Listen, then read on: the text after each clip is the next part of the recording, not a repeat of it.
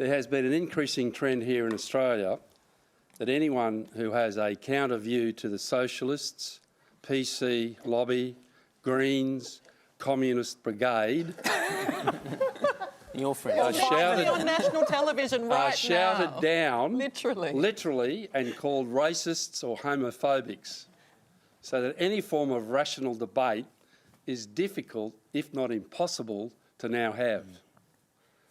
How can we counter this?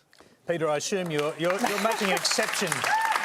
You're making exception for Q&A, I dare say, because we are having that debate as we speak. And I haven't been shouted down. There you go. So you're making progress, Tony. Jordan Peterson.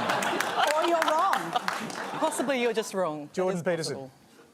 Well, look, I've been called every pejorative in the book, I think, except pedophile. But, well, I've tried to keep track of them.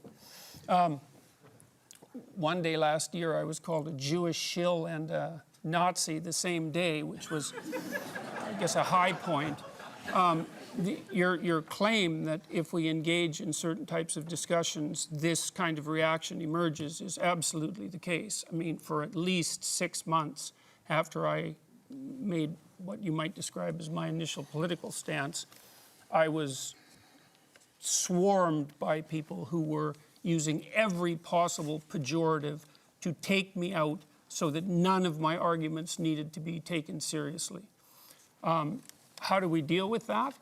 Well, hopefully we stop calling each other cheap names. That would be a nice start, rather than addressing the issues.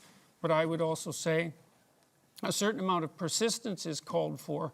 If you're mobbed on social media, a brief bit of advice by people who are doing exactly the sort of thing that you're describing, I would say 2 things.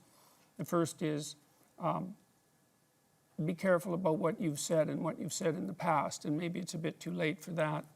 The second thing I would say is, if you haven't done anything wrong, do not apologise. That is your minute. And then wait 2 weeks, and it'll go away. Terry Butler.